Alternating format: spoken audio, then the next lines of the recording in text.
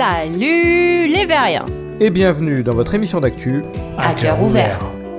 Pas mal de nouveautés cette semaine, que ce soit en jeu mais aussi en full body tracking et surtout méta qui nous en met plein la vue en seconde moitié de la vidéo avec une démo technique de folie pour le Quest 2 et un paquet d'infos sur le projet Cambria.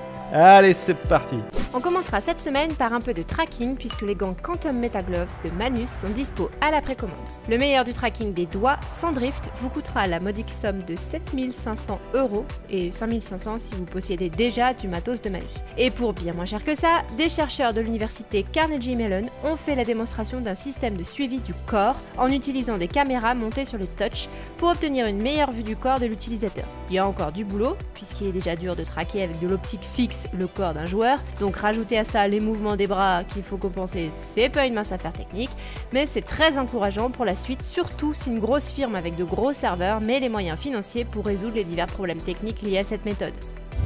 Et côté problème technique résolu, c'est un développeur qui s'est amusé à faire du vélo dans la vraie vie en vrai avec un Quest sur la tête. Il a donc conçu le jeu le plus grand qu'il était possible de faire dans le Quest puisqu'il fait la taille d'un terrain d'athlétisme. Il a donc posé une manette sur son vélo en guise de tracking et le voilà en train de faire le pari fou de risquer une bonne grosse boîte à vélo en esquivant des éléments irréels dans le monde réel. On rappelle que les casques Quest ne sont pas spécialement conçus pour être utilisés à l'extérieur et que vous risquez d'endommager les caméra en plein soleil, mais que la chose est tout à fait faisable à la pénombre le soir. Si ce n'est donc pas à reproduire à la maison, encore une fois la VR démontre ici un potentiel d'avenir tout à fait amusant pour la suite.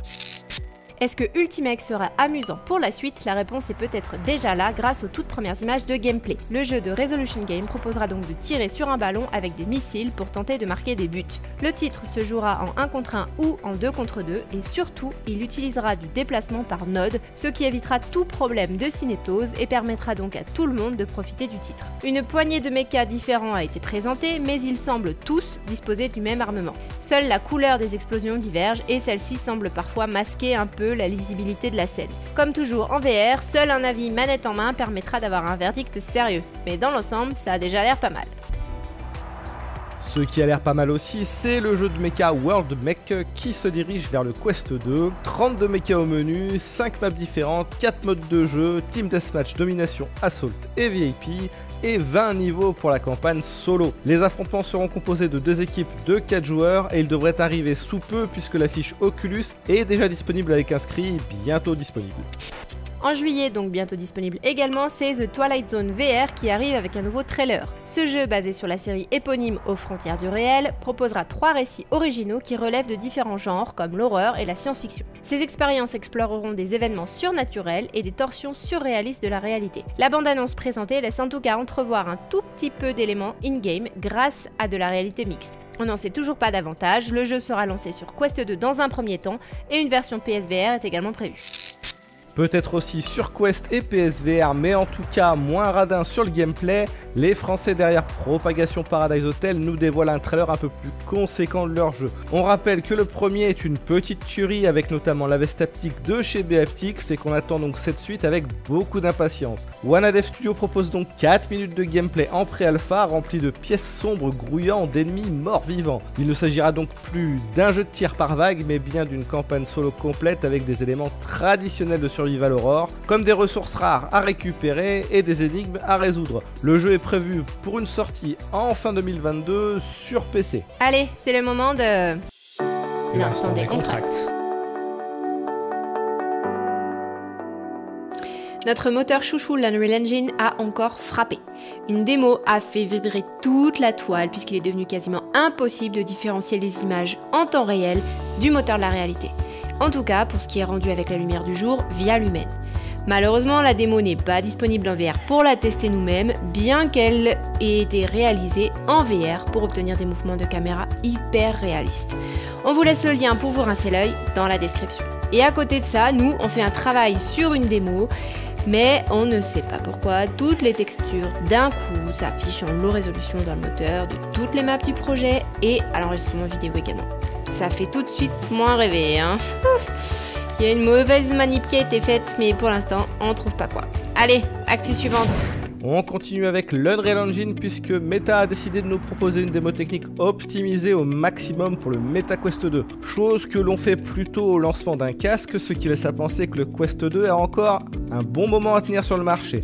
Cette démo à l'origine était là pour promouvoir la VR à l'époque sur une 980 et Meta l'a intégralement portée sur le Quest à 90 Hz pour montrer que le Snapdragon XR2 en a sous le capot une fois bien optimisé. Ça reste bien moins beau que la démo originale puisque la 980 est supposée avoir 6 fois plus de puissance pour afficher notamment des textures haute résolution et de l'anti-aliasing. Mais ça tourne avec une définition plus élevée sur le Quest sans perdre d'effet de particules et du nombre d'éléments affichés à l'écran. Sachant que cette démo a bien meilleur rendu dans le casque qu'à l'enregistrement dû au rendu faux VLFX et il y a un peu de flou de mouvement. On vous laisse le lien dans la description pour la tester de vous-même.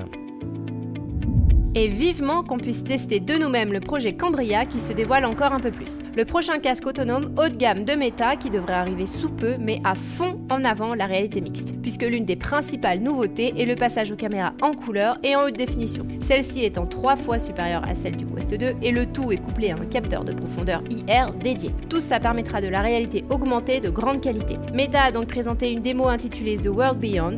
La vidéo montre Zuckerberg utilisant divers gestes de la main pour interagir avec une sorte de Pokémon, mais aussi de lancer une balle virtuelle pour la voir rebondir sur les murs physiques de sa pièce. Murs que l'on pourra transformer en décor VR en temps réel. Le tout semble plutôt bluffant et surtout techniquement très au point. Ce qui est l'air également bien au point, c'est le prototype de lunettes de réalité augmentée présenté par Google. Celles-ci n'ont uniquement pour but que d'être un traducteur multilangue en temps réel. Ce que raconte votre interlocuteur s'affiche donc directement sur les VR pour que vous puissiez comprendre ce qu'il baragouine tout en continuant à garder le contact visuel avec lui. La reconnaissance vocale de Google ayant fait un sacré bond en avant depuis quelques années, le rendu risque donc d'être assez solide de ce côté. Le seul problème est donc la traduction elle-même de Google Trad qui reste dans beaucoup de cas une vraie catastrophe. Une vraie catastrophe aussi, c'est Warhammer Age of Sigmar Tempestfall qui souhaitait bien faire et qui a eu bien du mal à nous convaincre en VR. Mais si jamais vous êtes un grand fan de la licence, vous pourrez en tout cas bientôt découvrir de vous-même le titre sur MetaQuest 2 puisqu'il arrive le 19 mai à 25 €. Il y aura en supplément de la version PC un nouveau mode tempête d'épreuves dans lequel les joueurs devront se battre dans des niveaux en arène.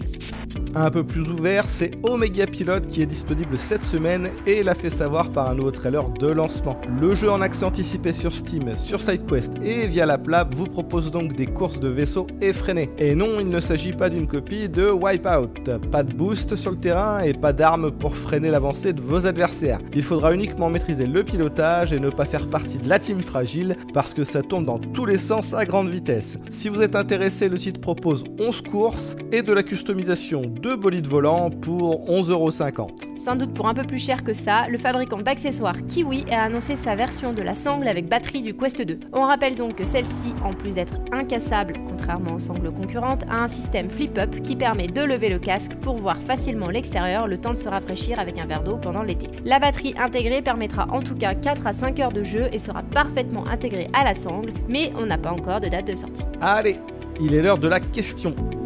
Comme chaque semaine, on retient une question dans les commentaires pour l'émission suivante. Et cette fois, c'est Onchi Oshova qui demande ce que valent les tapis de jeu. Ce qu'on a pu tester, c'était pas très naturel comme façon de marcher. Après, il s'agit probablement d'un coup à prendre pour être véritablement immergé. Dans l'absolu, il faut quand même essayer soi-même avant de se décider et trouver soit un salon, soit une salle d'arcade qui en propose. On espère pouvoir tester le C2 à l'occasion et on rappelle d'ailleurs que la campagne Kickstarter de ce dernier est censée démarrer aujourd'hui. Et voilà, c'est fini pour cette semaine. On espère que la suivante sera aussi bonne et on vous dit donc à la semaine prochaine. Ciao ciao.